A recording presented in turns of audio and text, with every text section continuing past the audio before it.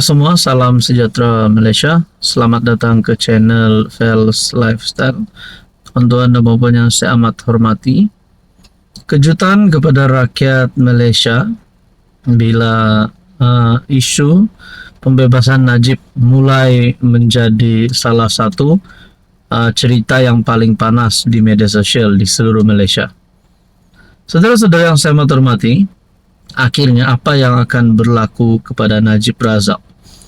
Tapi sebelum kita teruskan berkaitan dengan cerita dan berita pengampunan Najib Razak, baru-baru ini saya telah melihat dalam satu artikel yang menyebut nama isteri kepada bekas Perdana Menteri Najib Razak, Rosmah Mansor, terlibat dengan ilmu hitam. Dan pada akhirnya perkara ini telah dinafikan oleh Rosmah sendiri rasanya. Sebab selepas Rosmah Mansor didakwa mengamalkan ilmu hitam, isteri kepada bekas Perdana Menteri Najib Razak akhirnya menyaman pemegang akaun TikTok bernilai RM 1 juta. Saya pun berfikirlah, kalau benarlah isteri bekas PM Najib Razak yang mengamalkan ilmu hitam, adakah Najib Razak akan menceraikan Rosmah? Kerana perkara itu sudah pasti satu perkara yang tidak sepatutnya dilakukan.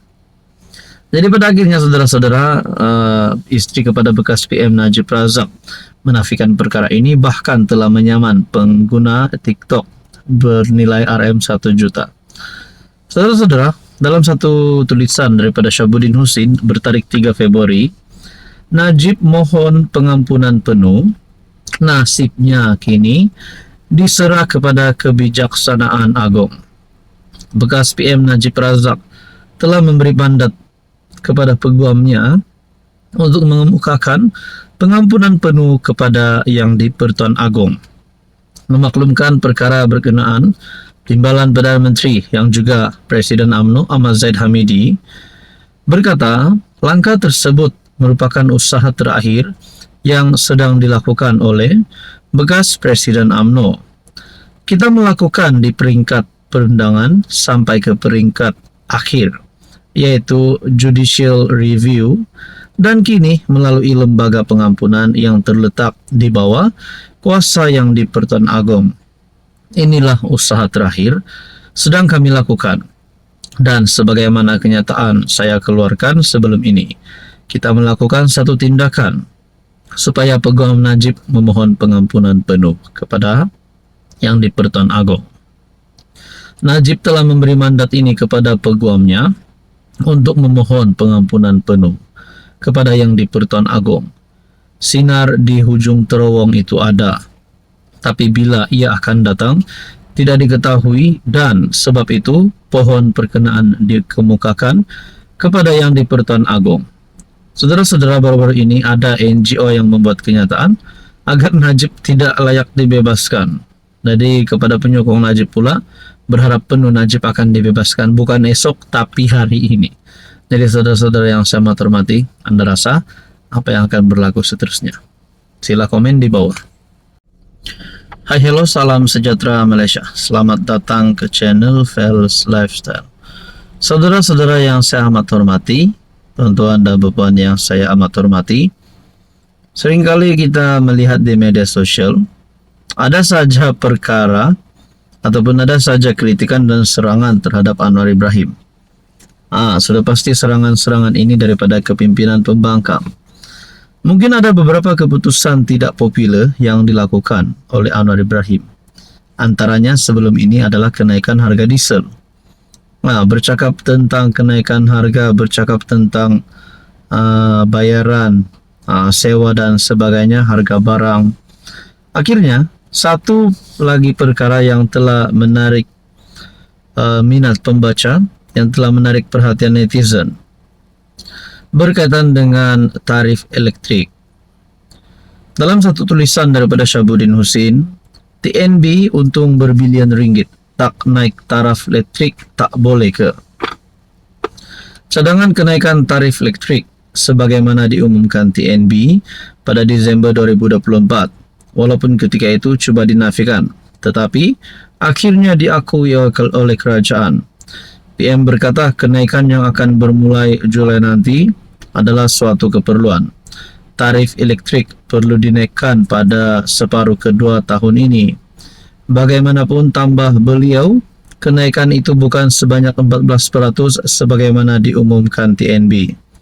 Anwar mengakui langkah itu akan menyukarkan atau merugikan, namun menyatakan kerajaan bersedia mendengar pandangan orang lain. Dalam kenyataan pada 27 Desember 2024, TNB memaklumkan bahwa Julai 2025, tarif asas elektrik akan dinaikkan sebanyak 14,2%. Sebagai respon kepada pengumuman TNB tersebut, Perdana Menteri berkata, kerajaan tidak akan membenarkan kenaikan tarif elektrik yang boleh menjejaskan rakyat.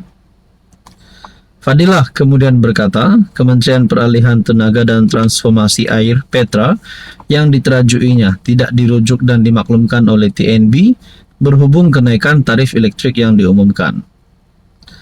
Dalam hal ini, sebarang pengumuman berhubung penetapan tarif elektrik di Semenanjung akan dikeluarkan oleh kerajaan.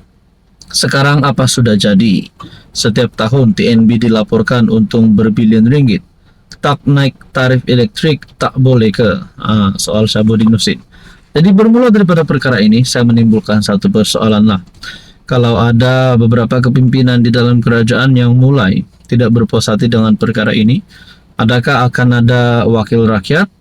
Akan ada parti yang menyokong kerajaan hari ini untuk bertindak keluar daripada kerajaan? Mungkin ada yang mulai bercakap, adakah dengan ini Anwar layak dipecat? Nah, jadi pada akhirnya pandangan ramai orang menjadi pandangan. Hanya menjadi pandangan, hanya menjadi satu kritikan, dan akhirnya Anwar Ibrahim sebagai PM pasti akan mengambil satu keputusan yang lebih bijak selepas ini. Karena kita tahu Anwar Ibrahim mengambil keputusan-keputusan ini bukan untuk diri sendiri, tetapi untuk kepentingan rakyat Malaysia. Jadi pada akhirnya, kalau ada yang kata ada MP tarik sokongan, ada parti tarik sokongan, ada yang berkata Anwar layak dipecat, bagi saya belum lagi kita boleh simpulkan perkara itu. Kita nantikan saja pada PRU 16. Halo semua, salam sejahtera Malaysia. Selamat datang ke channel Fels Lifestyle. Terima kasih kerana terus setia dan terus bersama di dalam channel ini. Ada saja isu yang menjadi perbualan bagi rakyat Malaysia, terutamanya bila melibatkan isu jalan, isu bekalan air, banyaklah isu. Dan pada akhirnya bercakap tentang isu bekalan air, yaitu keperluan asas setiap rakyat Malaysia. Akhirnya satu lagi isu yang kali ini melibatkan nama Menteri Besar Kedah Muhammad Sanusi, melibatkan salah satu kepimpinan besar Perikatan Nasional dan juga PAS. Ini berkaitan dengan projek LRA. Akmal Nasir tunjuk tapak projek LRA Sungai Limau habis terbengkalai. Projek Loji Rawatan Air LRA Sungai Limau Kedah yang sepatutnya siap tahun ini langsung tidak menunjukkan sebarang perkembangan. Sejak lawatan terakhir yang dilakukan Timbalan Menteri Peralihan Tenaga dan Transformasi Air Akmal Nasrullah Muhammad Nasir tahun lalu. Awal Januari lepas, Akmal telah turun Padang bagi melihat sendiri perkembangan di tapak projek LRA tersebut yang amat mengecewakannya. Beliau memuat naik video kunjungannya ke tapak LRA Sungai Limau dan memperlihatkan keadaan tapak projek yang sudah naik lalang. Kata Akmal, wang pembayar cukai rakyat Malaysia diguna untuk membantu rakyat Kedah. Namun lain pula yang jadi apabila ia diuruskan kerajaan negeri. Bila projek diurus kerajaan negeri pula jadi begini. Wang pembayar cukai seluruh rakyat Malaysia diguna untuk projek yang sepatutnya bantu rakyat Kedah dapatkan bekalan air. Lebih bingung saya dan pasukan memikirkan langkah ke hadapan selepas projek ini terbengkalai. Sebelum ini MB Kedah, Muhammad Sanusi berjanji untuk menyelesaikan projek LRA berkenaan pada Januari 2025. Bagaimanapun ia terus mengalami kelewatan serius sejak Julai 2024. Sanusi mengumumkan kontraktor tersebut ditamatkan kontraknya selepas gagal memenuhi lanjutan masa EOT terakhir yang tamat pada Januari. Untuk rekod, proyek ini bermula pada 2021 dengan tujuan menyediakan bekalan air bersih kepada penduduk sekitar. Sehingga kini, lebih daripada 15 komponen loji belum siap dan ada yang langsung belum dimulakan. Persoalannya, adakah terdapat ketirisan? Adakah terdapat uang peruntukan yang telah disakau? Nah, kalau sekali lagi melibatkan kepimpinan PN, ini pasti menggemparkan. Harap tidaklah. Tapi kalau perkara ini benar terlibat ketirisan, agak-agak berapa bilion, berapa juta, berapa uang ringgit yang telah disakau. Nah, mungkinkah akan ditemukan di dalam kediaman ataupun di pejabat ataupun mana-mana. Nah, jadi harap-harap perkara ini tidak berterusan. Nah, kita harap perkara ini dan proyek ini dapat diteruskan bagi memberi kelebihan kepada rakyat sekitar.